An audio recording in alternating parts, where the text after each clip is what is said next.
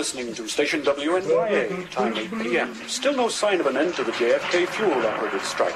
Union boss Jim Ryan is now threatening Transair flights unless Mayor Cohen intervenes. But it now seems certain that Percy Mansion won't be drawn into the arena. Air temperature 47 and steady. It's a cold November night in New York, with Queens and Brooklyn getting their first snow flurry. So here's old Blue Eyes to warm us up.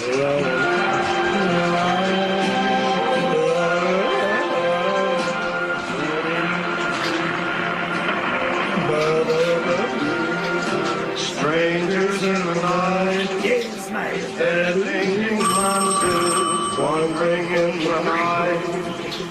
What will it conceal?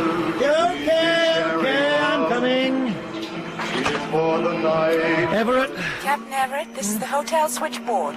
I have a call for you from Kennedy Airport. Hold it, I'm dripping. Captain, this is operations. Look, hold on a second, just got the shower.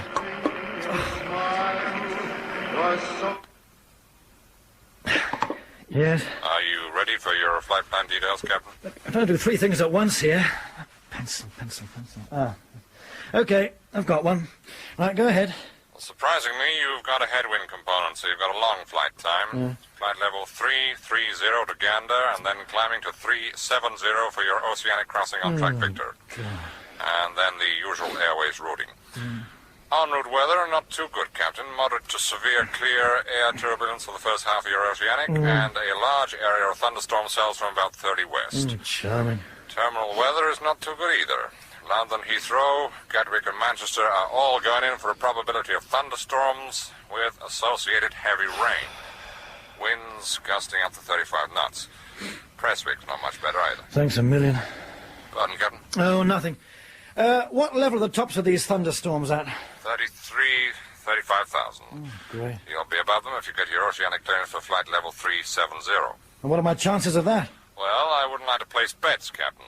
Newark, Washington, and Boston are all pushing out extra traffic for the London Trade Fair. Oh, thanks. Still, it looks like a profitable flight from Transatlantic Airlines' point of view. You've got a fairly full load.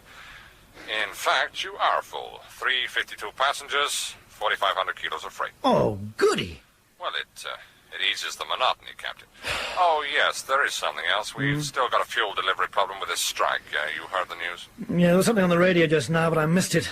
I was in the shower. There seems to be lots of atmospheric disturbance about. I think that's local. I'll check it out. The problem is, Captain, that you're going to have to uplift JP4. Oh, hell. I'm sorry, Captain. There's no JP1 fuel being pumped into Kennedy. Look, Wide-cut gasoline is all we can get our hands on. Still, there is one consolation. A share out of what JP4 there is has been agreed on between all the airlines for tonight's flight, so you won't be getting much of the stuff. how much? Flight plan fuel, 68,000 kilos. Oh, for God's sake. 68 tons is over flight plan. You're fine for London with Manchester as your alternative. Now, look. If I'm going to have to feel my way along the curb among the thunderstorms on my track Victor, and if to contend with on arrival, I would like at least another 30 or 40 minutes holding fuel. Sorry, Captain, but it's flight plan fuel or nothing. Okay. Now tell me the good news. I'm sorry. Well, surely you have some good news after all that. Severe, clear air turbulence, thunderstorms, and JP4 in my tanks. It is only a few squirts. Were you expecting good news, Captain? Oh, forget it. I'll see you in the operations office. Mary, will you please stop fussing? The air tickets, Ted. Are you sure you transferred them to that suit? Well, sure, I'm sure. Well, show me, otherwise I'll worry.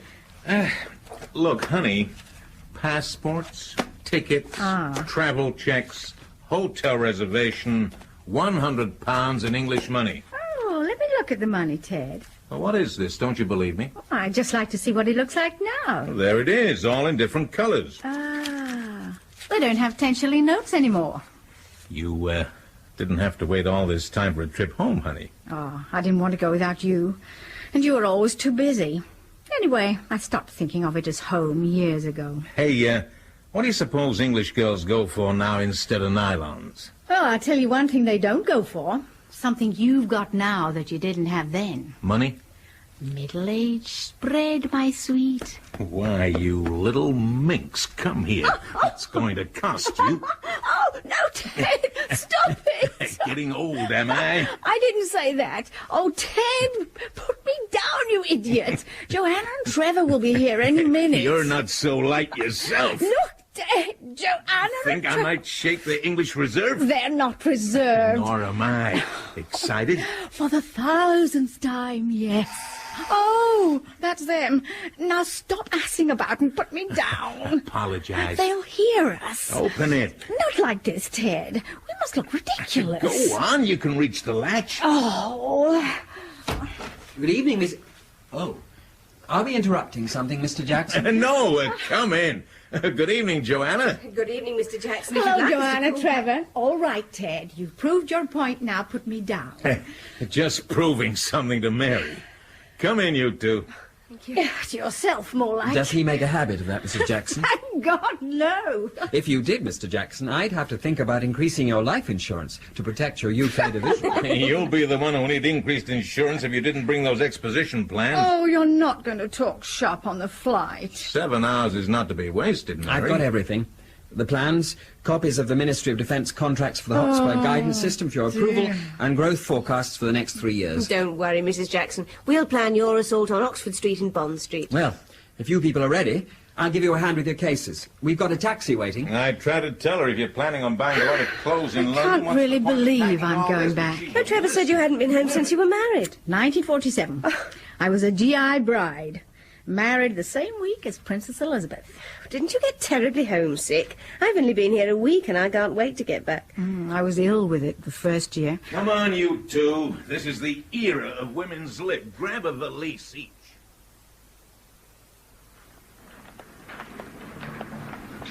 Excuse me, miss. Just a minute, Captain. No, Mr. Pullen, your trunk definitely has not arrived from Grand Central. The bellhop will bring it up to your room as soon as it shows up. You're welcome, sir. What have you done with my crew? Oh, yes. They checked out before their wake-up call. Your flight engineer wanted to do some last-minute shopping. They said they'd be back in time for the airport pickup. Thank you. You're welcome, Captain. Have a pleasant flight home. Hello, Skipper. Getting worried about us? It's all Taft's fault. Hey, look at that, Captain. 2 Batman suits for the twins. $15 each. Well, I shall keep them on the flight deck for this trip. They might come in handy. Why's that? Flight plan fuel with budget to diversion, track Victor, moderate to severe clear air turbulence, a headwind and thunderstorms en route and arrival, and we're uplifting JP4. Try repeating it without smiling. I'd better cable my wife. The strike? Yes, that's it. One big fuel share out. It's what I've suspected all along. Someone in operations hates us. I've considered having an attack of amnesia at the airport and going home on a British Airways flight as a passenger. How much fuel?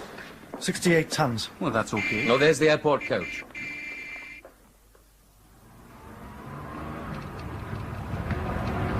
I know it's silly, but I suddenly feel nervous. Now, what the hell are you worried about now? You've flown all over the States last But year. never over an ocean, Ted. I know how you feel, Mrs. Jackson. You're crazy.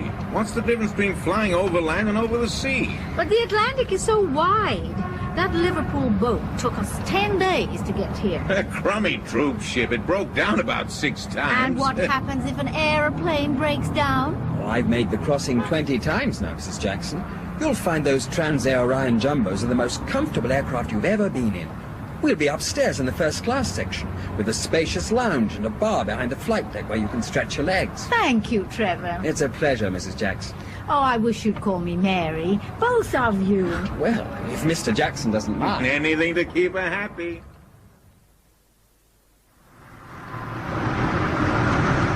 We've just passed 23rd Street. The cabin crew are now being accommodated at the Park Century.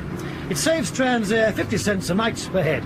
Yes, that sleazy dump on the right. Hey, look who we've got. Who?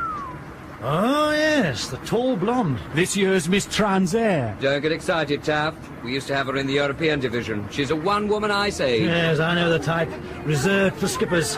You to do something earthly with me around. Oh, get him. Good evening, Charlie boy.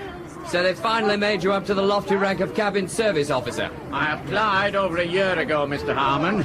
Evening, Captain. Fitting reward, Charlie, for all those boring hours you spent watching stewardesses burning their knickers on escape chute practice. Flight attendants, we're supposed to call them now. The Equal Opportunities Commission. I'm not you know, having they- any committee lecturing me on bird identification. If she's wearing a blue skirt, or better still, not wearing it, then she is a stewardess. Is she married? Who, Captain? Miss Transair, whatever her name is. Oh, no, Captain, but I once saw a smile at a British Airways skipper. Oh, we can't have that. No, they can find their own. It was a very lukewarm smile. Yes, I shall go and speak to her about it. Dazzle her with my charm. 50p you get nowhere, Skipper. You haven't got 50p. You haven't got charm, so who's arguing? Good evening. Good evening, Captain. I don't believe we've flown together before. We haven't. I saw your photo in the staff magazine a few weeks ago and you were made Miss Transair. Really? That's a coincidence. I remember seeing yours a few years ago when you were married. Well, I was a late starter. We're separated now. By 3,000 miles of ocean? By her solicitor and my solicitor. Yes. My first name is Stephen. I didn't catch yours. I didn't drop it. I'd like to know something about my cabin crew. Very well. I'm 27, hazel eyes, 5'10". My hobbies are pony trekking and skin diving.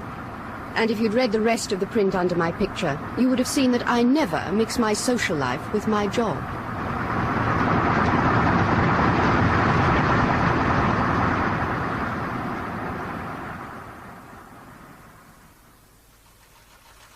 Your flight briefing sheets, Captain. Thank you. Anyway, I don't care if she's the chairman's mistress. That's not the way to talk to a skipper. 50p. What? Oh, well, I've only got a fiver. I'll owe it to you. What's this? The runway 28 right vases at London, the US. See, what that girl doesn't realise is that a skipper isn't exactly that influence. I mean, her future could be in my hands. I don't suppose she'll let you get them on anything else. Did you say something, Jeff? Look, you give me the fiver, and I'll owe you the £4.50. Those localisers are still out at Manchester. What the hell are they pouncing about it there? Well, if I'm not wanted, I'll go and start my checks. And I'm off to the lounge for a coffee and 10-minute sulk. Oh, try and get the aircraft's present position right when you load the inertials, Pat. Oh, cheap. What's up with him? His bashful boy routine just came unstuck in an encounter with a stewardess. Let me guess. The one from the European division, Miss Elaine Parsons? That's the one. I've heard, gentlemen, but don't quote me, that she's saving herself for the first Concorde skipper that even glances at her. In that case, our Stevie Wonder's in with a chance. How's that? Oh, haven't you heard? He's bought himself a rabbit's foot and bid for the Concorde Transair have ordered. Steve Everett, you gotta be kidding. Straight. Him and 20 other skippers, senior to him.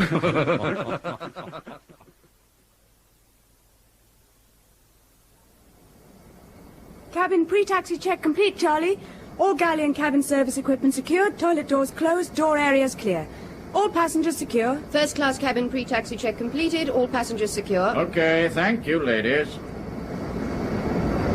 We're getting behind. Clearance delivery, Jeff. Kennedy clearance delivery. This is Transair 510, IFR to London with information Tango. Roger, Transair. This is Kennedy clearance. Kennedy clears Transair 510, Sardi 1 with Hampton transition. Information Tango, squawk 2200, departure frequency 121.1. Roger, Kennedy clearance. Transair 510 is cleared to London on a Sardi 1 departure with a Hampton transition. Squawk 2200, departure frequency 121.1. Clearance delivery obtained, Skipper. Control surfaces and spoilers. Control surfaces and spoilers checked. Inertials. Waypoints inserted and checked and nav mode selected. Brakes.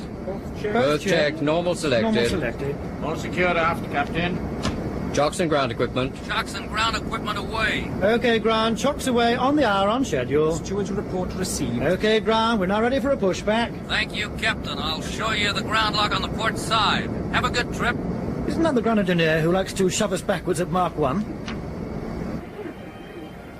We're moving, Ted. You're going home, Mary? No, I'm leaving home. Where the hell did they find that ground engineer?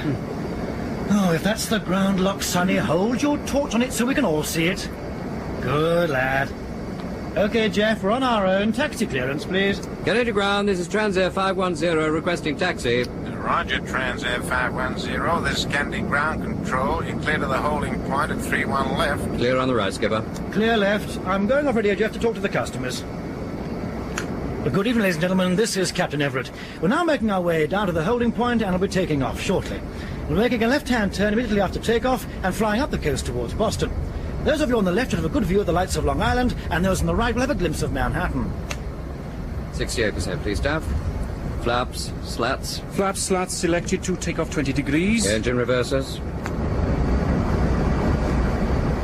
Engine reversers checked. Lights out. Radios. Radios tuned. Radios tuned and identified. Kennedy VOR number 2 selected and identified. 252 radial in the window. Kennedy Tower, this is Transair 510 requesting takeoff. Transair 510 monitor tower. Right. Roger, Transair 510. This is Kennedy Tower. You're cleared for takeoff.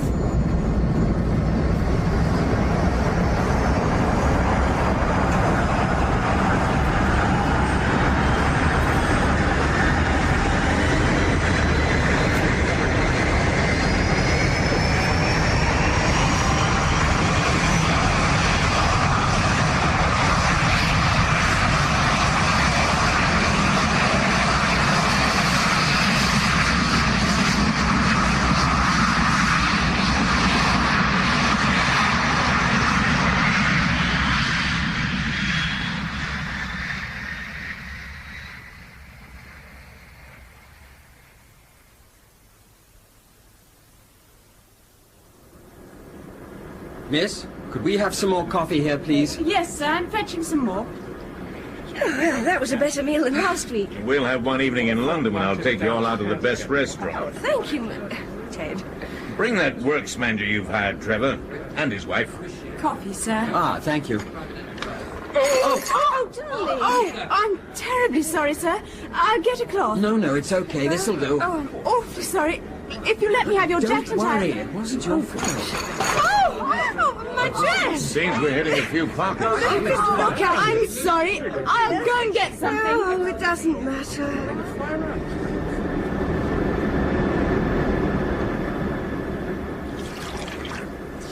An accident? Coffee all over 2 in row 6. Oh, they were a bit vicious. Oops! Oh, I was praying for a smooth trip. It's the wrong time for me. A few more bumps like that and you'll hear the rattling noise from all the aspirins I've taken. I'm sorry to trouble you, ladies and gentlemen, but in view of this continuing turbulence, it would be advisable if you remained he's in put your the seats cabin for the time signs being up. and kept More your work for seatbelts us. Hello, girls. Are you managing? We just about got dinner cleared away, Charlie. I know, love. You should see what it's like below in the economy class. A shambles. Absolute shambles. Sorry to trouble you, Captain, but I was wondering how much longer this is going on for. I still haven't started the film. Don't let us stop you, Charlie. Well, it's no good me starting these old Mark 1 projectors with all this banging about. They'll only jam, and I'll break my neck trying to rethread them. Sir. Oh, dear, oh, dear. Sounds like a disaster in the bar. You know, I think he holds me personally responsible for this weather.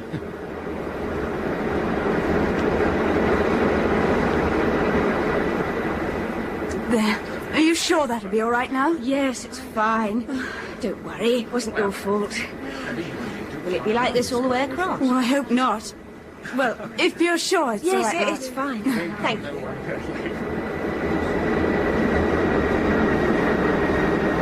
Gander, this is Transair 510 requesting oceanic clearance for Belfast on track Victor. Flight level 370, Mark 82. Roger, Transair 510. This is Gander. Gander clears Transair 510 to Belfast on track Victor. Flight level 330, Mark 8. 330, Taff. With all these thunderstorm cells lying in wait. Roger, Gander. Transair 510 is cleared over St Anthony to Belfast. Track Victor is 330, Mark 82. Track Victor reads St Anthony 53 north, 50 west, 54 north, 40 west, 55 north, 30 west, 55 north, 20 west, 55 north, 10 west, Belfast. Could we have our meal trays now, please? Certainly, Captain. Roger, Transair 510. Return to domestic frequency.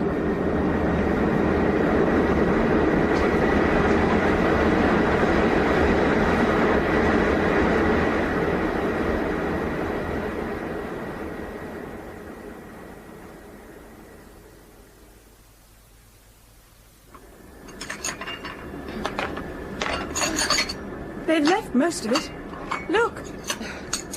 Eventually, you'll learn the uselessness of trying to please flight deck crews. Oh, has Charlie abandoned the film?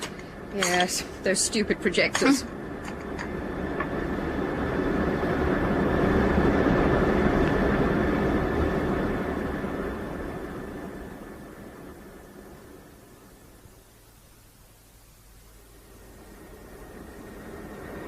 Trevor? I can't sleep because of this buffeting. Try. It's easing up a bit. Is it often like this? What's the time? About halfway across now. Clear air turbulence never lasts all the way, but this lot has gone on longer than usual. God, what a long slog. I'm beginning to understand the reasoning behind Concorde. Here you are. It's calmed down a bit. You see it doesn't last.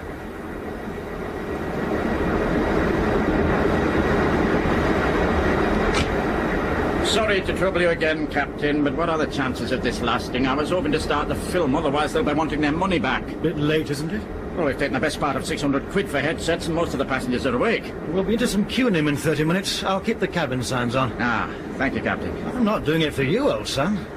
We have to thread our way through that little lot. Look at the weather radar. Solid. Absolutely solid. Some coffee, Charlie, before we're into it.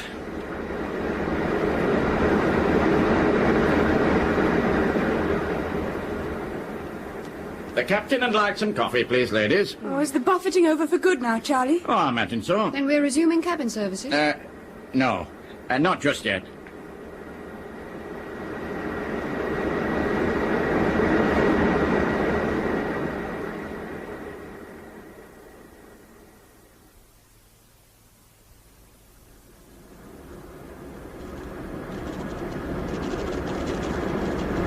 Roger, Transair 510. Your request for flight level 370, negative. Roger, Gander. This is Transair 510, maintaining flight level 330. Let's hope Shanwick are more obliging.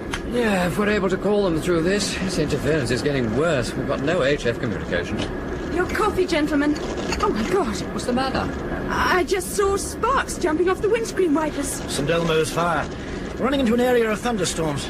Isn't it dangerous? Oh, that's nothing. You come up in 30 minutes, and then we'll show you something that'll really make your hair stand on end. Oh, no. I was trying to tell her that the windows may have turned blue by then. No sense of humour, these girls. Have a listen on radio, Skipper. My eardrum's being blown out. Must be building up around every antenna. Captain, I'm getting some weird readings on the engine vibration meters for number 4. I thought it might be a harmonic set up by the pounding the wings were taking just now, but the meters are starting to creep up. It might be an idea to run a... I felt that. What the hell was that, Taff? Fire action, number 4 engine. Fire action, number 4 engine. Number 4 engine, HP fuel cock. Shut. Number 4 engine, fire control handle pulled. Number 4 engine, low pressure fuel cock checked. Shut. Stopwatch started. First shot. Fired. LP cock switch. Shut. HP fuel valves, both shut on affected side. Hydraulic shut-off cock, shut. 10 seconds. Immediate action completed and checked, Captain. Fire warning lights still on. Captain, the aft cabin is Hold it, Charlie, hold it. Sorry, sir. 20 seconds. Doesn't look as if it's going to work. 25. 26. 27. 28. Fire second shot. 29. 30. Number 4 handle turned anti-clockwise. Second shot fired. Warning light out. Reset and test fire warning system. Yes, Charlie? SSB. What happened, Captain? We had to douse a fire in number 4. Oh? Oh, that's what the passenger must have seen. The aft cabin steward has reported that some passengers are saying they saw a sudden sheet of flame from the right-hand outer engine. A secondary fire action drill completed from checklist, Captain. What do you suppose it was? A fan disc broke up, I expect. Don't look so worried, Charlie. We can soldier on quite happily on 3. Aren't we turning back, sir? No, we've passed our critical point, old son. Taff, it doesn't feel as if there's any abnormal drag, but you better go right aft into the tourist cabin for a visual. See if anything's hanging off that might cause problems. Okay, Captain. Oh, and pass the word to Gander, Jeff. Looks like we're going to have to deviate left of track to avoid that lot. Sorry, Skipper. Still can't talk to anyone with all this St. Elmo's fire.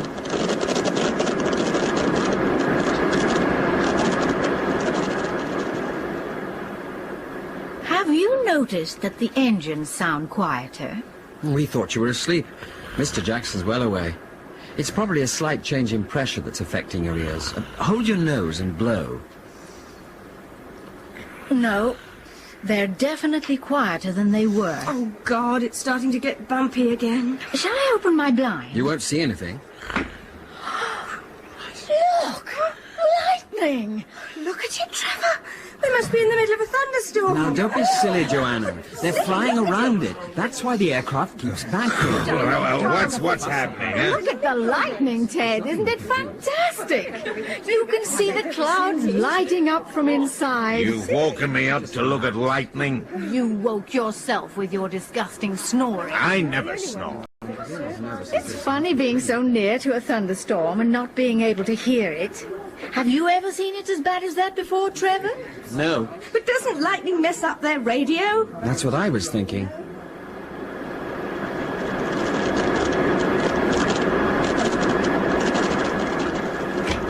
It was a fan disc, all right. It must have blasted turbine blades all over the place. There's no sign of the thrust cone and reversers. And I got to look at the front. The air door inlets are in shreds. Anyway, there's nothing hanging off the engine. 300,000 for a new engine. Oh, bang goes our profit-sharing bonus. Any luck, Jeff? Nothing, just blasted crackling, Skipper. HF and VHF bands all completely blotted. Ha! Maybe we can persuade Robertson to stop a new engine out of Taft's pay. Captain, we seem to be getting through our fuel much faster than we should.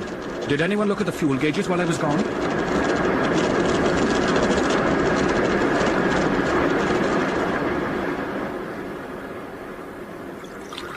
Swallow it all down. Oh, thank you. Give it 10 minutes. It always works for me. Oh, I never thought it could ever be like this. If it's any consolation, this is the worst trip I've known since I started flying. This is only my 5th flight. I'm seriously considering making it my last.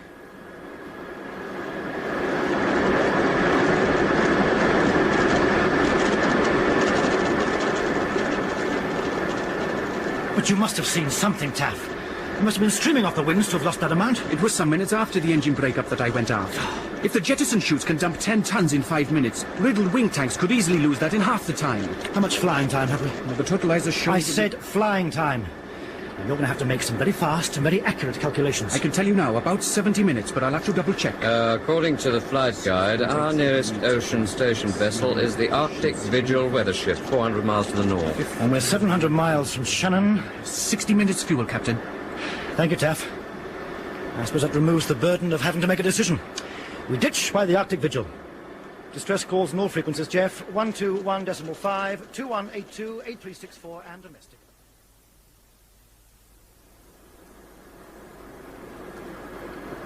It's all right. They're both asleep. It was VE night. Piccadilly was crammed. I lost my boyfriend and my left shoe in that order. It was murder. People were singing and dancing and going completely wild. God knows how many times I was grabbed and kissed by strangers. And then this American sergeant noticed I'd lost a shoe. So Mr. Jackson wasn't an officer? Ted? Oh, no. And he'd only been made a sergeant the week before. Oh, my God, what's happened? What the hell was that? The wingtip's on fire! Look! It's on fire! Oh, Trevor! Stewardess! Trevor, get one of the stewardesses!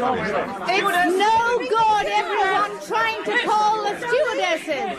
Sit down, Trevor, and you, Ted. Why the hell do we have to fly with this crummy outfit? We're gonna crash. Mary's right, sit down! Ladies and gentlemen, will you please remain in your seats? There is no cause for alarm. Captain Everett has everything under control. Please go back to your seats and fasten your seatbelts. Where are they? There you are. The fire's going out. Our outer surge tanks are on Warning fire. We lights have out, insufficient Captain. fuel to reach Shannon. This is Transair flight... Oh, blast. This is useless, Skipper. That bloody JP4. You can come off radio, Jeff. Now let's concentrate on getting down in one piece. What about this aileron, Taff? I can't hold her straight even with rudder. And no pressure on all systems. I've got the figures for you. If we go down at 50%... Yes, Captain. We're going to ditch in 25 minutes, Charlie. Brief your staff and get the passengers ready. Interphone is set for ditching. Report as soon as you're ready. Yes, Captain.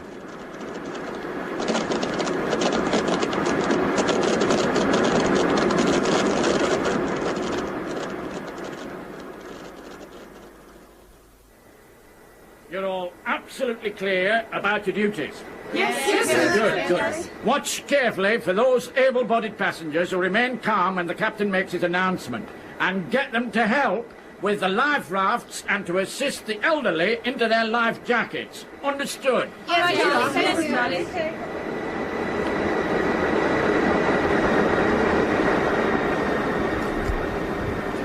They're just like doctors. They won't tell you what's the matter. I'm certain we're losing height. Where the hell are the stewardesses? Miss! Miss, we want to know what's going on here. Ladies and gentlemen, could I have your complete attention, please? This is an emergency announcement. What? We shall soon be forced to make an emergency landing. Oh, my God. Please remove ties, collars, remove dentures, contact lenses, glasses, and high-heeled shoes. Put your chair back in the upright position and stow your table. Your life jacket is under your seat. Where? Put it on, but do not inflate it until you are outside the aircraft. I don't believe it. I just don't believe it. Take your teeth out, Ted. How the devil are you supposed to wear this thing? Trevor, I haven't got one. It slipped down on my side, honey. Do you all have a cushion each? I can't get it on, miss. Oh, just a minute, please, sir. Do you all have a cushion each? Yes, thank you, miss. How the hell am I to tie this behind my back? Oh, no, sir, don't pull that. You were told not to inflate your life jacket. Oh, hell. I'm sorry, Would you like me to help while you give out the cushions? Oh, would you? Make sure that they're tied properly and that they don't pull that red knob. Right. Thank you.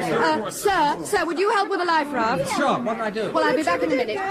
Do you all have a cushion each? Are there any life? No, madam, the tabs must be passed around you. Yes, that's right. That's Captain Everett, right. ladies and gentlemen, we have full control of the aircraft and will be making a controlled landing in 20 minutes. We have plenty of life rafts, and we broadcast our position to rescue services. There you are. Please, follow the instructions of the cabin crew at all times, and please study your safety instruction card. What card? I want the card. Passengers who do not have a cushion, please hold up one hand. Why all this fuss about cushions? Where are these life rafts? Thank you. Just read your card, Mr. Jackson. Hey, Mary, what the hell are you playing at down there? I'm helping these people. Now be quiet. And take your teeth out. Attention, everyone. When the cabin signs are flashed and you hear the command, place, place the cushion on your lap and take up the placing position as shown on your safety instruction card. I haven't got a card. When the aircraft is stopped, unfasten your seat belts and leave quickly by the nearest exit. Leave your hand baggage. Can't do And that. remember not to inflate your life jacket until you are outside the aircraft. I can't even face it here. And you, Jeff, will call take-up ditching positions over the PA at 1,000 feet, and then call brace at 200 feet and flash the cabin signs at the same time. Landing lights on from 2,000 feet for landing parallel with the main swell. Landing configuration will be gear up, of course, full flaps, 150 feet permanent rate of descent from 1,000 feet. I'll keep the passengers fully informed at all times and keep the wings parallel with the water, not the horizon. I'll rotate to nose up 5 degrees and close throttles immediately on contact with the water. Understood. One suggestion, Captain. Yes? That we scrub round the fuel jettison. We're in static. It's virtually petrol, that JP4, and we're nearly down to unusable fuel anyway. Okay, fuel jettison deleted from checklist. All right, lads, start top of descent check. Very clever. I often wondered what was behind these roof panels. Just pull that red toggle on the lanyard, and the entire life raft pack will lower itself onto the floor. Yes, that's it. No, just steady it. Can I give you a hand, miss? No, it's all right, sir. Thank you. We can manage. Please remain in your seat. Oh, very well. We'll carry it to that overwing hatch there. It doesn't look as if it could hold 26 people. You'd be surprised at their size when they're inflated. It's all academic, really. What is? I'll show you how to attach the inflation lines. All this? I mean, you can never practice a real ditching, can you? We could all be dead in half an hour. Ladies and gentlemen, we are now approaching 10,000 feet when we shall depressurize the aircraft. Try swallowing if you experience any discomfort in your ears. Oxygen is not necessary at this height, so the masks will not appear. 10,000. Right, depressurize, Taff. Depressurizing. Preparation for ditching check completed.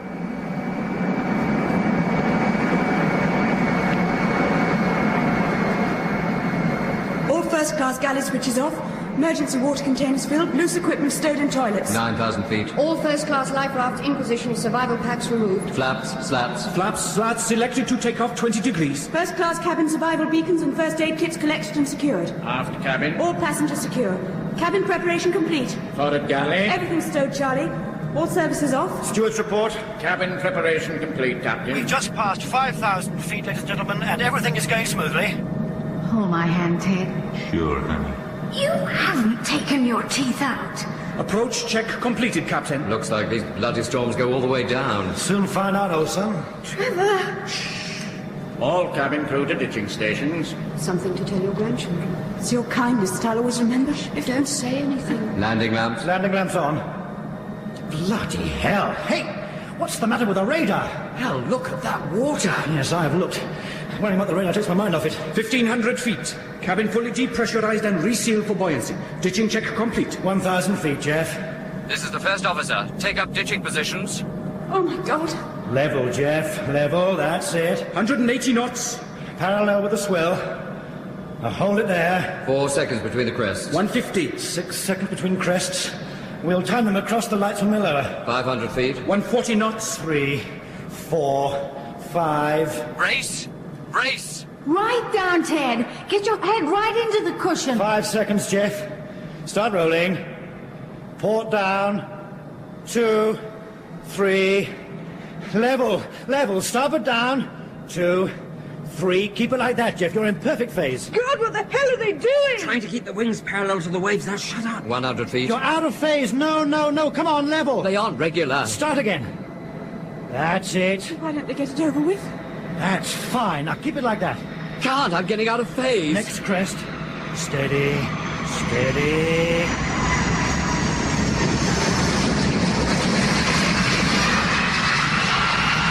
Closing throttles.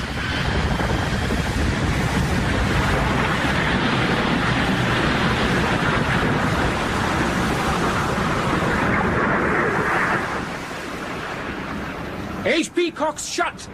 Hey, look at that. The impact must have torn the engines off. Charlie, Yes, Captain. we've lost the engines, which might give you extra time. But don't use the aft doors for evacuation. She's settling by the tail. If you could, sir, because it makes it much easier for everyone to get through. Please sit down and be quiet. Leave it, Ted. There won't be room in the raft. We need those documents, Mary. I said leave it. We can't launch the life raft if you crowd round the exits. Please sit down. Do not inflate your life jackets until you are outside the aircraft. Would you all please sit down? Not on the life raft, in your seats. Is this a raft? Yes, sir, that's a life raft pack. Will you all sit down and be quiet? You are in no immediate danger, but you will be unless you behave in an orderly fashion. That's right, sir. There are lights out on the wings. They're getting them out below. Why aren't we getting out? It's more difficult clearing the first-class cabin because we're higher. Now, will you please sit down? All of you. No! Please, I'm not ready. Please come away from the exit. The stewardess can't launch the raft if you don't give her room. Come on, Charlie. Will you sit in your Fine, seat? Captain.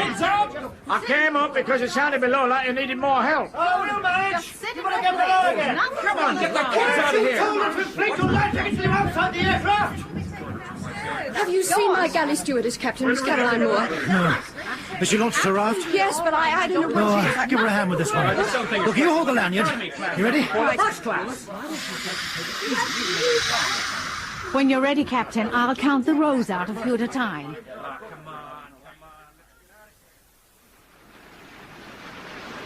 Okay, I've got you. Onto the wing now.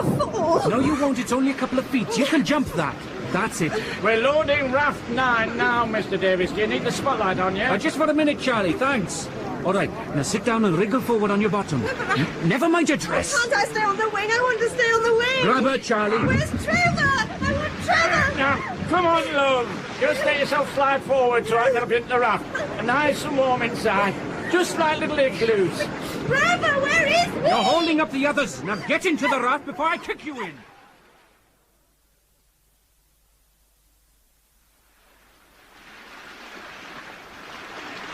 Captain, your raft number and number aboard. Raft 10, Charlie, with 12 aboard. I can take on more if anyone's overloaded. Miss Parsons, your raft number and number aboard. Raft 15, 19 aboard. Have you seen Caroline Moore? Can I help? Don't worry him now. Yes, you can, madam. Count the numbers on these lists. My totals are at the top. But see what you make of them. Be careful with them. A bit soggy. Right. Is Caroline Moore in your raft, Charlie? No. Well, can I check for myself? But is your raft attached? No, Well, make it faster. This one, for God's sake, woman, haven't you any sense? 370. Will you double check? I did, yes. And your figures. You made it the same. What's the total, Charlie? 370. It should be 371. 352 passengers, 3 flight deck and 16 cabin crew. We'll have to get each raft to recount. No, we'll have a proper roll call. We'll pull all the rafts into a tight circle and you call out the names.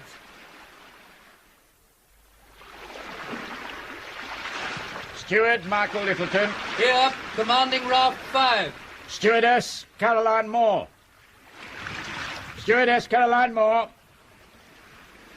Caroline Moore, please answer your name. First-class galley stewardess. A little brunette. Lane Parsons is worried about her.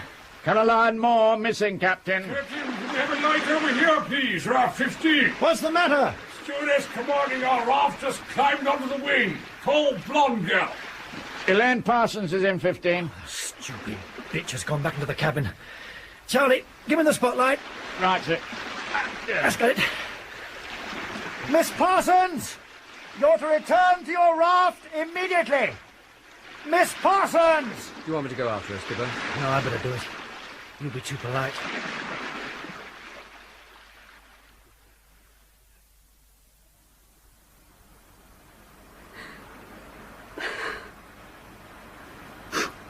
Miss Parsons! I'm up here, Captain. You are supposed to be commanding a raft. Then they'll just have to manage without me. I set the survival beacons and I made sure the passengers were all right. Have any idea what might have happened to her? This door was her station. Where the panic was. She'd got the door open. I remember her yelling at the passengers to get back. The stupid bastards, they must have pushed her into the water. We don't know that for certain. No, it's obvious, isn't it? Why didn't we have any help up here? Well, everyone went to their stations as per the drill laid down in the manual. You could have overruled the bloody manual. Charlie came up, you could have got him to help. Charlie had 300 passengers in economy class to worry about. Oh, come on, before this lot sinks under us. Well, it doesn't look as if it's going to. Any luck, Skipper? All we want now is Taff on board. We might even try a takeoff. No sign of her? No. Well, I've organised a rota for the beacon, so they're not all on together. Save the batteries. Well, they last 48 hours. We'll be picked up long before they're exhausted. Just being on the safe side. Still a lot of lightning around the horizon, so it's possible the beacons won't be here till it's cleared up. But you gave our position before we came down. Didn't you? You said over the PA that search and rescue had been notified. I said we had broadcast our position. But it's certain we weren't heard. Oh. Well, our HF and VHF was completely obliterated by the electrical atmospherics and the QNIMs. No, Shamwick have probably been having communication problems with all traffic. And it's just possible that they won't raise the alarm for another hour. Well, even so. It still won't take that long before we're found. SAI aircraft have only got to fly along our route. We are a long way north of track. Why? Well, we deviated slightly north to avoid some selves. And then the fan on number 4 engine broke up and ruptured our tanks. And that left us without fuel for Shannon. So we turned north for a ditching near the Arctic Vigil Ocean Station vessel. And that's when the wing fire started? Just gas in the tanks. And they were vented to atmosphere. It was inevitable, I suppose. The point is that we're far enough off track to add another 500,000 square miles of the area that SAR aircraft will have to sweep before they find us.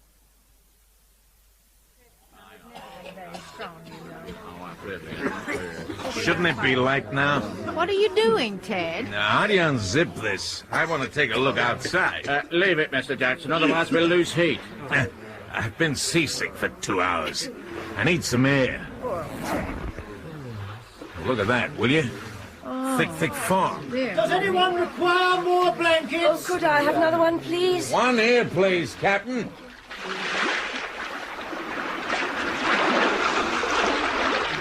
Everyone okay? Fine, Captain. We've had some seasickness cases, but everyone's bearing up well. Shouldn't we have been picked up by now? Sometime today, Mr. Jackson. Captain, what are the chances of running the galley burners from the battery so I could make hot drinks? No. Why not? Because I say so. I could at least try. All right then, Miss Parsons. We'll go aboard and have a look, shall we? I think we'd better get one thing straight. You will not argue with me in front of passengers. I was thinking of their well-being, Captain. You may not have an aircraft now, but I've still got passengers. You mightn't have a job when this is over. I don't know what your priorities are, Captain, but mine are the passengers. In that case, you can move in here and help us to run things. What? Several passengers and other rafts have been taken ill. Now, Taff is at the moment checking the freight hold to see if this thing will stay afloat. And if it's safe, we're going to move them in here. So we shall need the batteries to run the lighting. Understand? I'm sorry. Just so long as we understand each other. Still nothing. I had the aerial poking out of the window. What are you doing with the portable radio? Listen.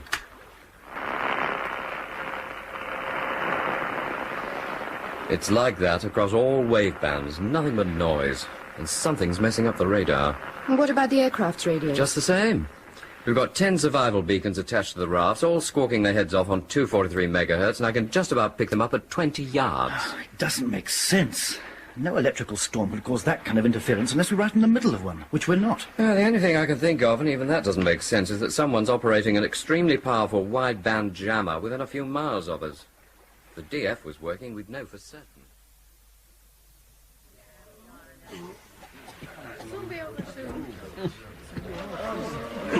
Why haven't we had an aircraft? Oh, give them time. Oh, God, it's cold. Yeah, it's a fog. It's best if you close the cover.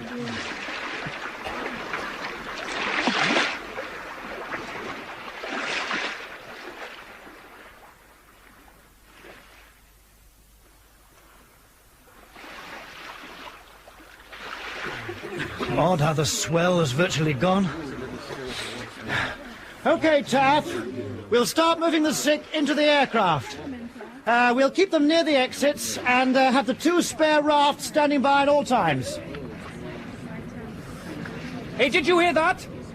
Sounded like engines. Flares! Where's the flare? Wait a minute. Shh. Jeff, did you hear that noise? Definitely diesels. Fire a flare, Taff. Right. Will everyone please keep quiet? Or whatever it was, it's gone. Oh, no. But they must have seen the flare. Oh,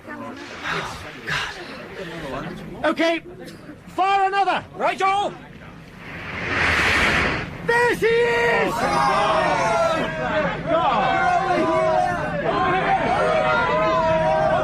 Now, what sort of ship is that? Who cares? Just so long as it's a ship! Over here! Over here!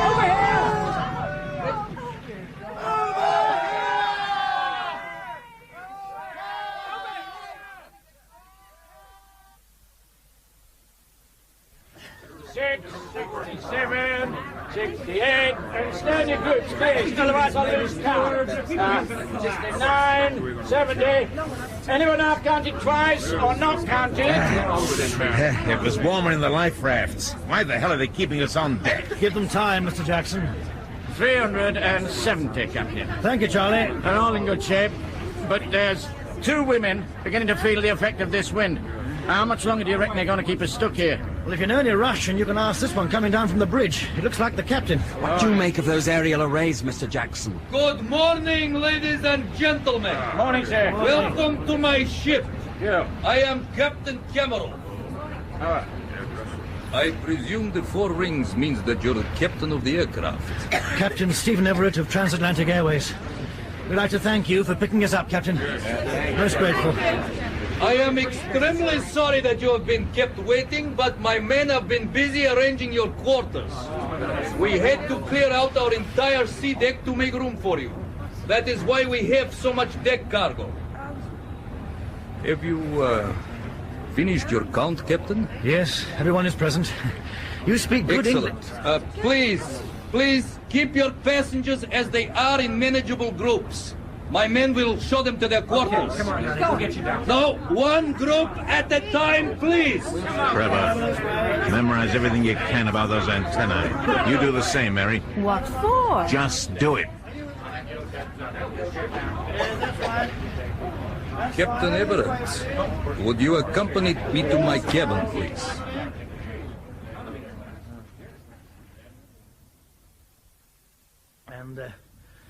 And then the wing caught fire. Fumes from the damaged tank, I suppose. Anyway, we were gradually losing what control we had, so we had no choice but to ditch before we reached the weather ship. Ditch is a new word for me. And a new experience for me outside a simulator. These documents? That's load sheet and passenger list. Oh, that's the load sheet. What does PAX, PAX mean? That's passengers. Passengers. 352? Yes. 3 flight deck crew and 16 stewards and stewardesses. Yes. Which makes a total of 371. My men counted 370. They will have to count again. Well, a stewardess was lost after ditching. It's thought she was pushed out of the exit by panicking passengers. I see. You have a motorboat picking up debris. As soon as everything is cleared up, we will get underway. I'm surprised you bother. Life rafts are a navigation hazard, Captain. One could become entangled around the propeller. I see. I'd be grateful if your men would recover the flight deck voice recorder before we leave. There'll be an inquiry and the recorder will be... That won't be possible. Why not? I am not prepared to risk my men in any... There is no danger of an immediate sinking. God, it's remained afloat while you've been up your mind whether or not to pick us up. It'll stay afloat for another hour. I picked you up immediately, Captain. Oh. Then it must have been the Marie Celeste we heard. Yes. Except I didn't know the Marie Celeste had diesel engines. Believe me, Captain, this ship is more of a reality than the Arctic Vigil, which left her station last week. She is now in Reykjavik. Then my ocean station vessel information was out of date. Either that or your story was not properly researched. What the hell are you suggesting? It is what my superiors are suggesting. They think that it's extremely odd that a transatlantic flight should be this far north. Look, I've told you, we were put on the most northerly route, track Victor. I deviated slightly north of track to avoid an area of thunderstorms, and then I flew due north after our fuel loss.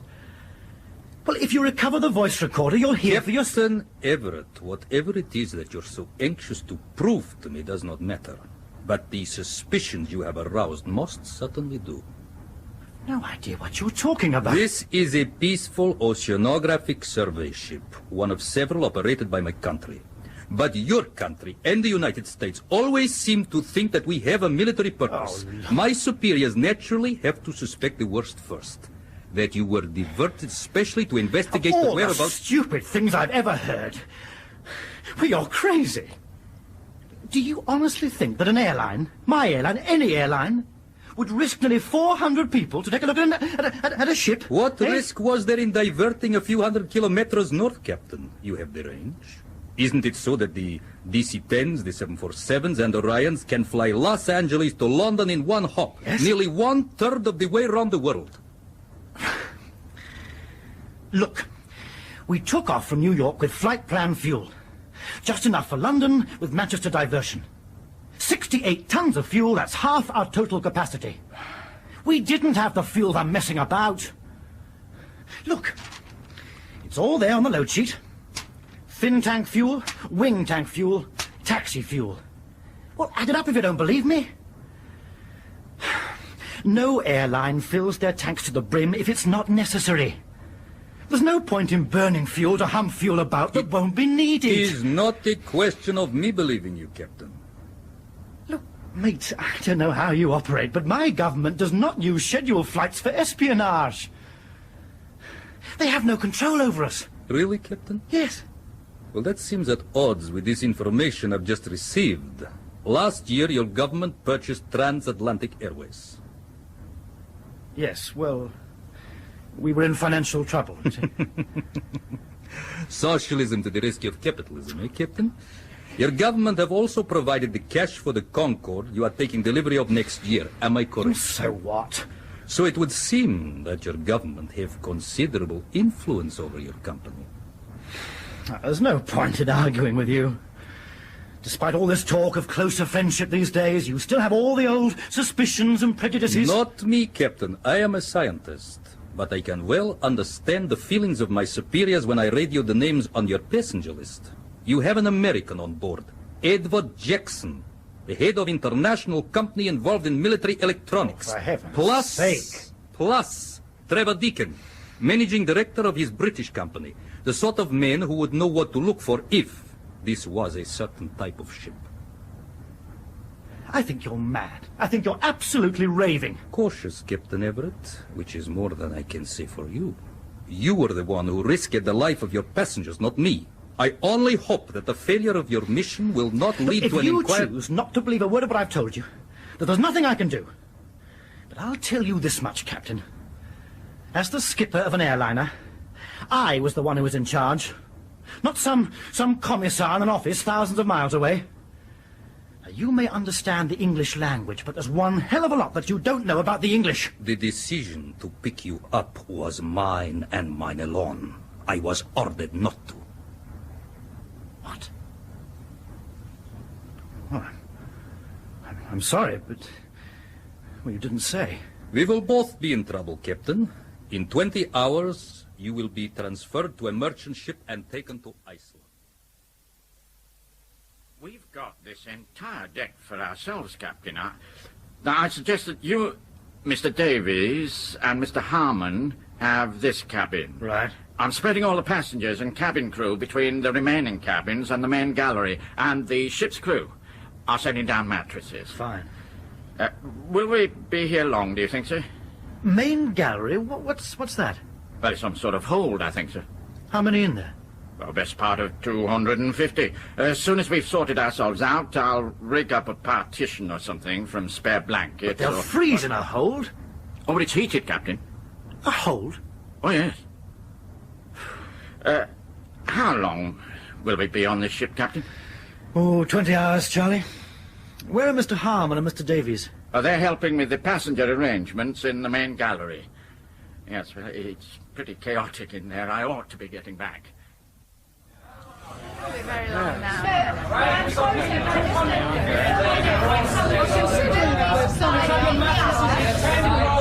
Haven't you got a bigger piece of paper than this? Oh, will this do? The first aerial, the one in front of the bridge, was a straightforward centimetric radar dish, right? Like this. About 6 feet in diameter. Did you get an idea of its waveguide dimension? Too far off. Did anyone? What's a waveguide? The second antenna array was the most interesting. Hey, it feels as if we're getting underway at last.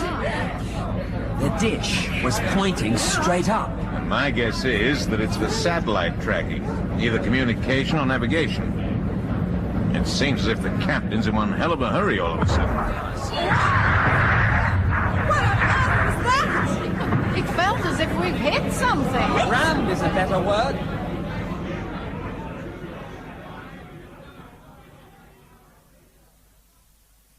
I was able to see everything from this porthole.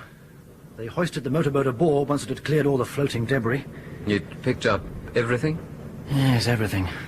Life rafts, survival beacons, food containers, the lot. And then they rammed the aircraft. Yes. Well, I suppose it could have been a navigation hazard. Oh, come off it, Jeff. 2 men went aboard. They'd have seen it couldn't have remained afloat for much longer. So why risk damaging his stern gear by ramming? Well, what were the 2 men after? I had a guess. The courier bin. Oh, it was empty according to the load sheet. I don't think the captain believes the load sheet. Let's move on. Next item, passenger welfare. Charlie? They're all in good spirits, Captain. The meal was better than any of us expected. Toilets are adequate. There is one problem. Exercise. I thought they were all too exhausted to worry about that. There's 1 or 2 who'd like to go on deck. Well, they can find their own way up.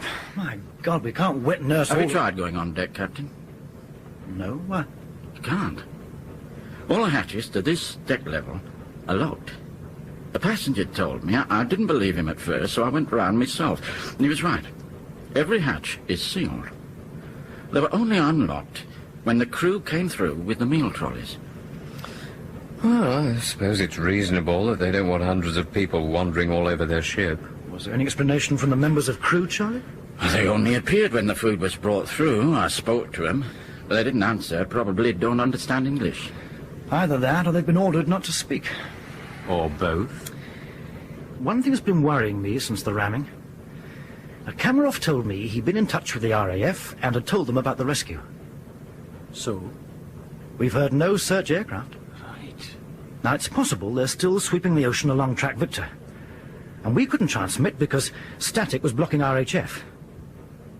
But that means if Kamarov is lying and he's told no one about it, search and rescue will think we've disappeared without trace.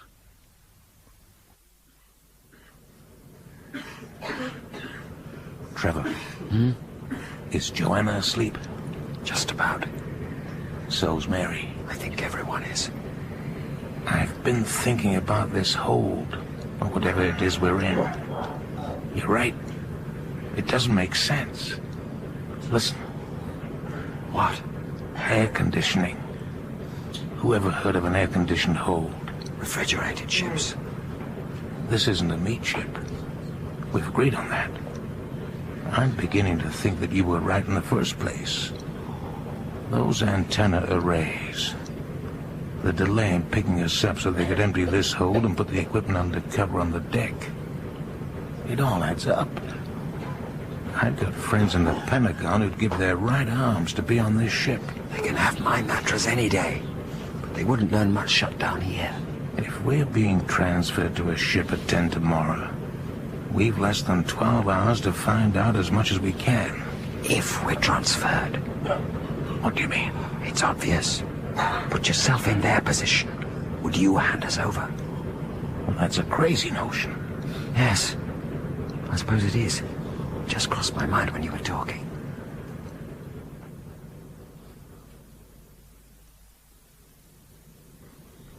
Skipper.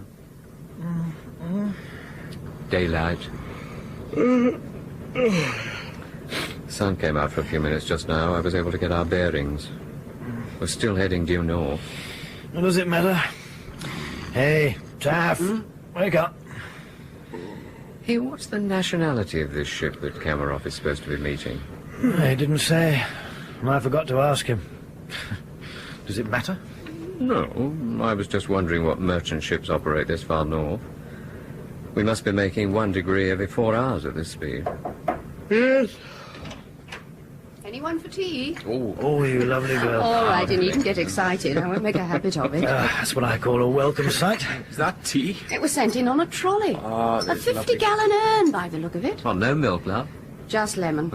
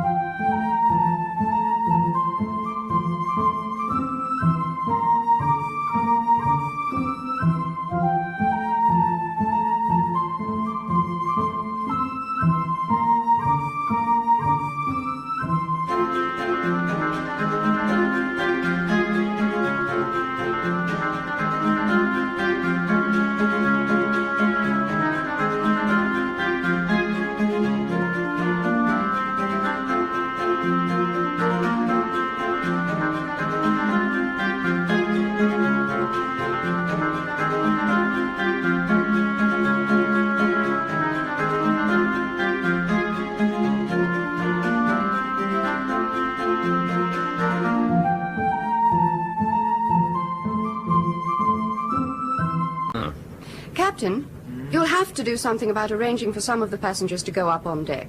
You've got a porthole in here, but it's becoming unbearably stuffy in the main gallery. Well, you tell me how I can get in touch with the captain, and I will ask him. I gave one of the men who brought the trolley through a letter addressed to the captain. From you. Oh, I said that you wanted to see him as soon as possible.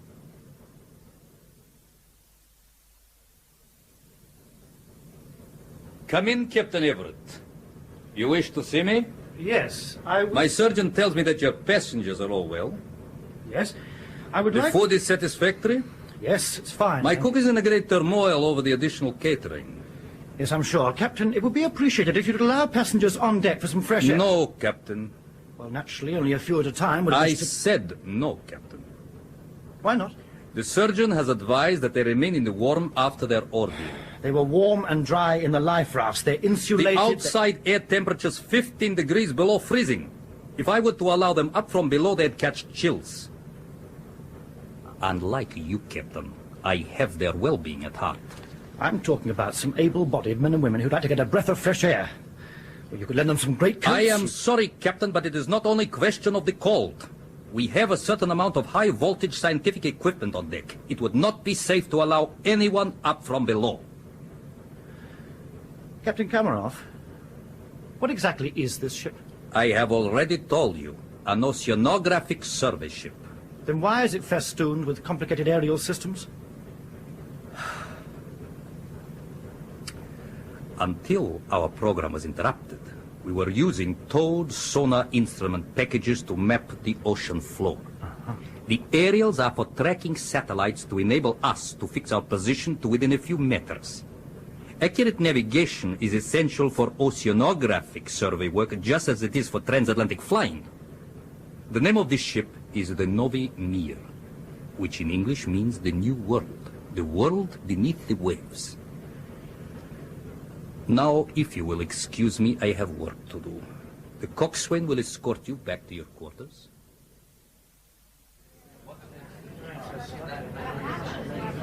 Now, here's another one. So that makes a line right down this side of the hold. Which I make 50 paces long. 50 paces. About 150 feet. Hello. This is interesting. Yeah, I've already seen it.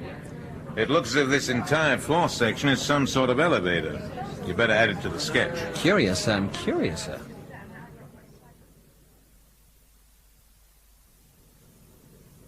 Hmm. 12 o'clock. So where's this ship? You can't move that pawn. You'll be putting yourself in check. I'll have your night, then. You definitely said 10 o'clock. Definitely. Your move. Why didn't you ask him what the ship was? He's not the friendliest of souls. Hmm? You said he was quite reasonable. Well, he's not. Your move, old son. Right. It's not locked. Could, we have a word with you, please, Captain? Sure. If it's about the non-appearance of the promised ship, I know no more than you. Do you, trust Kamarov? Well, I don't particularly like him, but I see no reason why I shouldn't trust him. He, told you 10 o'clock. So, something's gone wrong. It happens. Trevor here and I have been discussing what this ship is. At first, we thought it was one of the spy ships the Soviets maintain in the North Atlantic to monitor naval signals traffic. But we've changed our minds. Then what is it? Miss Parsons told us that you were unable to radio your aircraft's position and predicament both before and after the ditching. Is that correct? Yes, there was a great deal of interference. Static. It's blanked out our radios. Across all wave bands. The survival beacons and even your radar was affected, right? Yes. It all figures, Captain. What does? We've made a sketch from memory of the aerial arrays on this ship. You remember that one? Vaguely. It's a radar antenna. And this one? I don't think so. It looks very much like a directional jammer. Extremely powerful, we think. Powerful enough to jam all your communication systems. But the most interesting of all is this array aft of the bridge. It looks very much like part of a missile guidance system. These dipoles and elements are dummies to disguise its true... Come off it. All this is pure guesswork. Educated guesswork, Captain. My companies make such systems. Oh, for God's sake. Well, even if this ship is what you think it is, which I doubt, why the hell would it want to jam our... Simple. Because it didn't want its presence discovered. If you managed to get a signal out, the captain would have had military aircraft buzzing around his ears before he had a chance to get clear. He was none too happy about picking us up, remember? It must have been quite an embarrassment, having us drop in on his lonely spot of ocean. Yes, that's true. No, the whole thing's too ridiculous to even... You've heard of the cruise missile, Captain. It's the one thing that's threatening to wreck the latest SALT talks because no one can agree on its limitation. The cruise missile makes conventional intercontinental rockets obsolete. It's a small terrain-hugging delivery system that flies at a height of 50 feet, which makes it impossible to detect. Anti-missile systems are useless against it. It's small because, unlike rockets, it's air-breathing. Doesn't have to carry such a heavy fuel load. Nor do they need underground silos. They're small enough to be launched from a ship. The Soviets don't have the lead we have with the Poseidon. Therefore, a ship-borne cruise missile would suit their book nicely. So this is a cruise missile carrier, so what? So it's a safe bet that we're not going to be handed over. It's also a safe bet that the captain has been ordered not to report This is the era of détente. It's also the era of a massive Soviet arms buildup. Can I ask something? The captain has kept us locked up down here. What have we seen that can't be seen from an aircraft that could worry his bosses? We've seen things close, too. Close enough to recognize the dummy parts of those aerial systems. It's certain. Our friends are not going to let news of their latest hardware out. Not until it's operational and can be used as a bargaining chip in the next round of SALT. All right. Now, supposing you're right, there's nothing we can do about it. Why not? There's nearly 400 of us. And supposing you're wrong? We're not wrong. If you want proof, come along to the main gallery. You can see the marks on the floor where computers stood until quite recently. How do you know there were computers? The entire gallery is heated and air-conditioned. Only computers and people need such an environment. I don't know. Well, I suppose I can't stop you, but supposing you are wrong... Then we can always apologize afterwards. If we're right and do nothing, there won't be an afterwards. It's as simple as that. I suppose I could have it out with Kamarov and... You might alert him. At the moment, we have the advantage of surprise. And his crew have the advantage of guns. Either you're with us or against us, Captain. By doing nothing, you're risking the lives of 370 people. We'll give you 15 minutes to talk it over with your colleagues.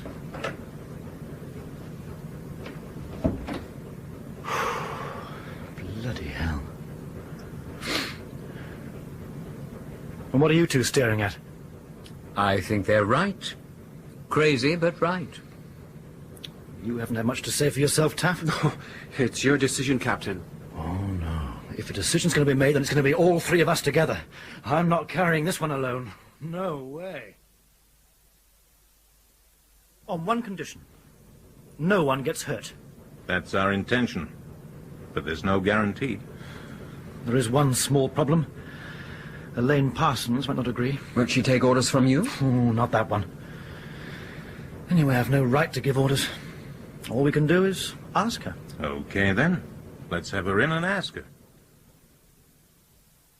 Never. Never, never, never. Well, at least give us a reason. I don't have to. Okay, we'll ask the passengers. Most of them are in favor.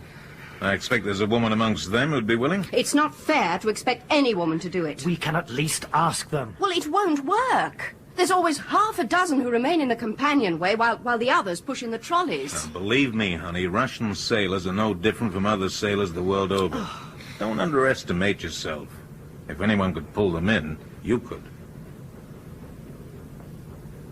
Oh, God. Well, what do I have to do?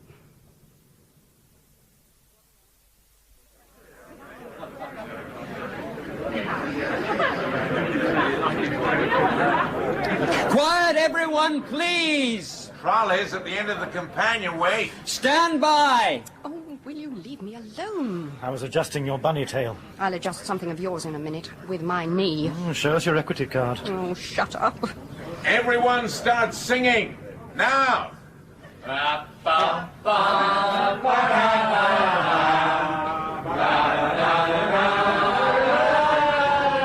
Okay, kid, you're on. Get out there and slay 'em.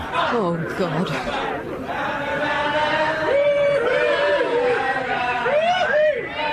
Nobody moves until I give the signal. 6 of them, and 4 outside. Oh, come on, sweetheart. Put everything you've got into it. They're interested. It's working. Come on, lads. You can't see her from there. Here they come. Now!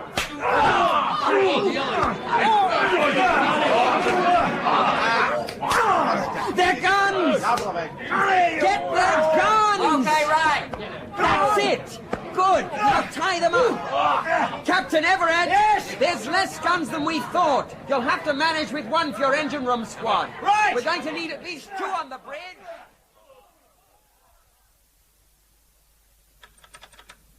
Stravanovich. Stravanovich. 075. Да, капитан, 075. He won't answer, Captain. Что же он делает здесь? One move or sound from any of you. Over there. Both of you. Place your hands on the chart table. But why? Check them for arms, Mr. Davis. Why are you doing this? Why? You were supposed to be transferring us to another ship 12 hours ago. Okay, nothing on them. There was a change. I'm on my way to rendezvous with the U.S. Coast Guard ship, the Emerson. You're on your way below, where you've kept us imprisoned for 36 hours. Now move. You're being extremely stupid. If you check this chart, I said move. Gyro compass. Rudder position indicator. These look like INS displays. Find you a couple of fuel gauges and you'll be happy, eh, Taff? I suppose these are the throttles.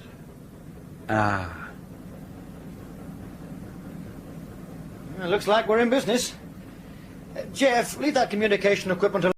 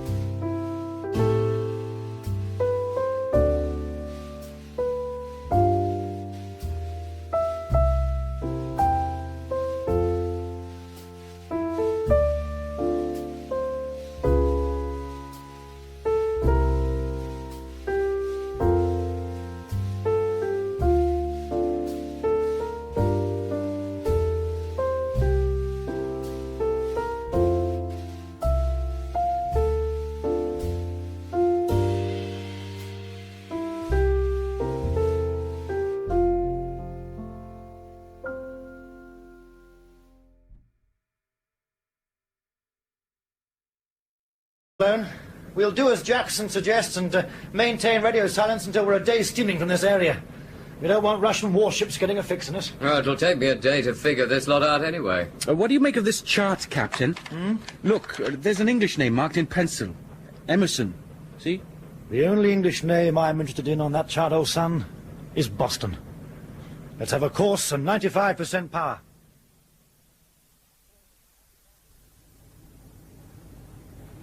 Coffee, gentlemen. Oh, thanks, love. How's everything below? Captain Kamarov is an extremely angry man. How do you like your new command? Well, she's a bit on the slow side. You still have a hankering for a Concorde? After a ditching. Well, it wasn't your fault. It makes me controversial. The last thing they want. I have nightmares about reporters asking such things as, do you think you might have to ditch this aircraft, Captain? Do you think we've done the right thing? Kamarov was raving that he was due to meet a Coast Guard ship. You're welcome to bring coffee up here, but not your doubts. We're having trouble with our own. What's that? It's a teleprinter. It's been doing that on and off for the past 6 hours. Someone's trying to tell us something. Either that or we're supposed to tell them something. Same code groups as before, Skipper, with one slight difference. A string of question marks at the end of the message. Don't you know what it means? No. Why not, Captain? You have the code books? I had them sent down to Kamarov. And what the hell for? Firstly, because I'm not a spy, and secondly, because I don't understand Russian. Those books would be useful. We are handing the ship back to Kamarov intact with nothing taken. You're not being realistic, Captain. The Russians would do the same. I don't care what you think they would do. I'm only concerned with what we do. Those books stay with Kamarov. Now, you listen to me, Captain. If it wasn't for me... What the hell's that? We're open to suggestions. What do you think, Taff? It's above the radar gear. Well, try that switch. It seems to be some sort of warning system linked to the radar.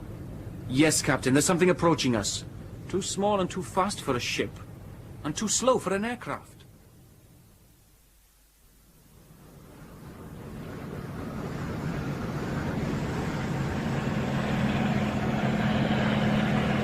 What is it, Captain?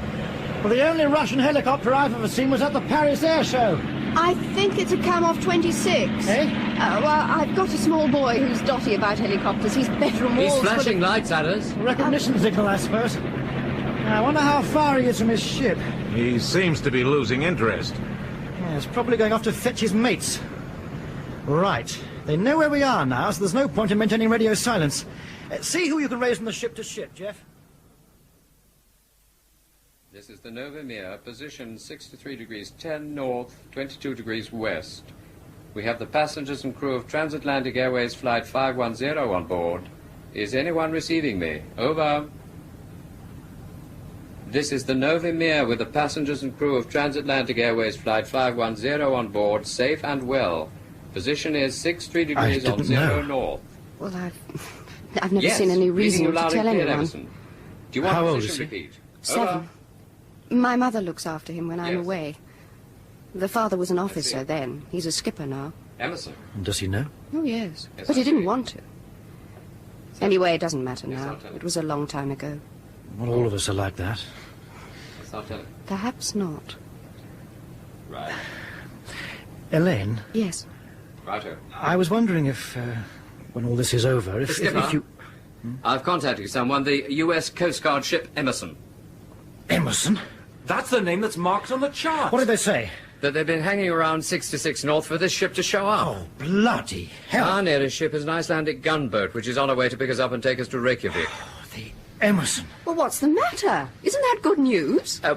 Skipper, it seems we've stirred up a major diplomatic incident. They want us into the ship's lifeboats and our rafts immediately. I think you'd better speak to them.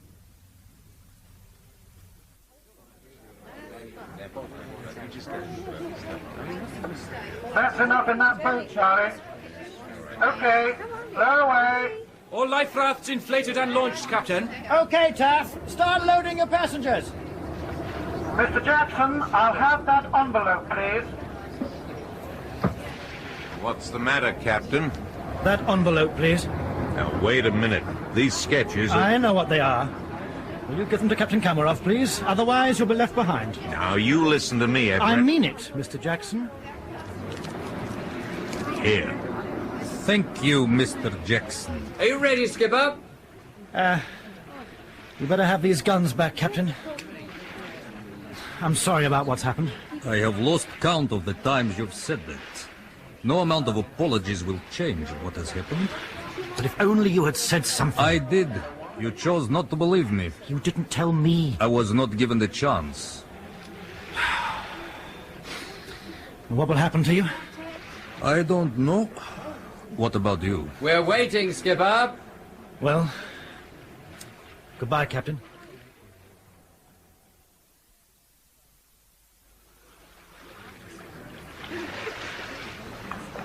Everything okay in your boat, Jeff? Fine, thanks, Skipper. How long before we're picked up? 2 hours. I can't see our ship anymore. She's altered course. That's her. Right over on the horizon. I can hear jets. There they are. 2 fighter bombers. Aren't they on the wrong course to spot us? But they're Aleutians. They're not turning. Doesn't look as if they've seen us. They've seen the ship, though. They're diving on it. Air-to-ground rockets. Why? Mr. Jackson knows, don't you, Mr. Jackson? I never thought that... Oh, you never thought. But it's crazy they should do that. Kamarov told them on the radio that we'd handed the ship back. And how did they know we weren't holding automatic to his head at the time? Oh, God, look at it burning. They're murderers, nothing but... Are they, Mr. Jackson? Are you sure they're not following your philosophy? Act first to be certain. And if we're wrong, we can always apologize afterwards. Except this time, there's no one left to apologize to. Kamarov said that he told you he was heading for the Emerson. Where would you draw the line, Captain, between trusting a stranger and being just plain gullible? No, I don't know. I don't know.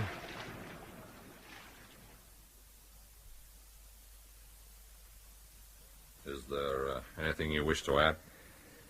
No, that's the whole story. Okay. I'll get this report typed and let you see it first.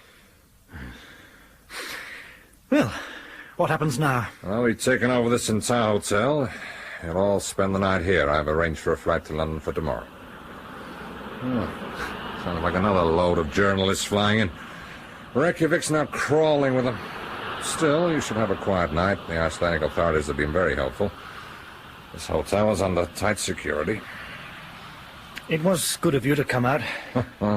I was sent. Can you send a cable to head office for me? To Smithers. Sure. What do you want me to say?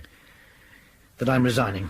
Well, wouldn't you like to think about it before I'd like to get my oar in first.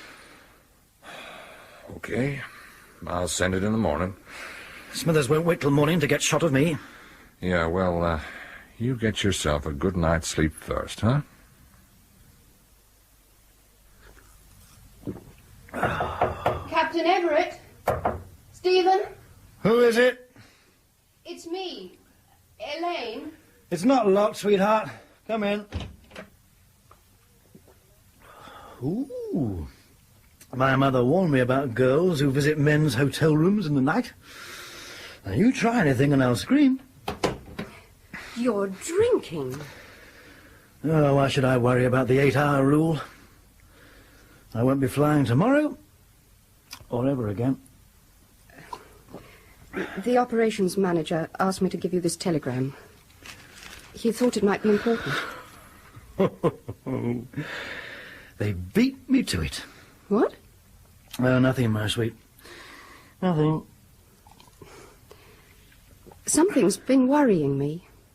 That makes 2 of us. I know I should feel terrible about what happened, but I don't.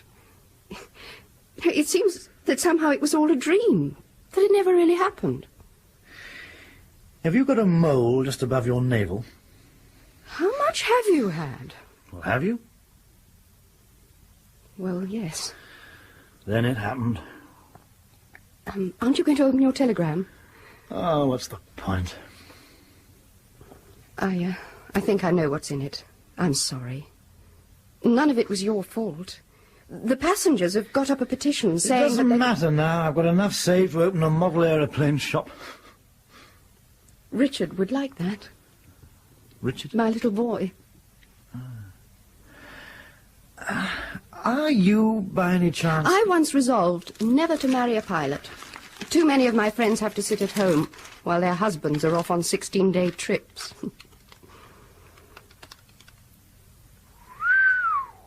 I don't believe it.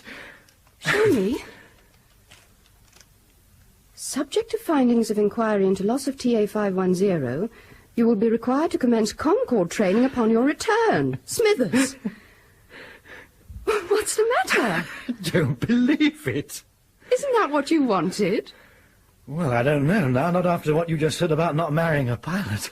Well, look, Steve, you're not going to be away for 16 days at a time skippering a Concorde, are you?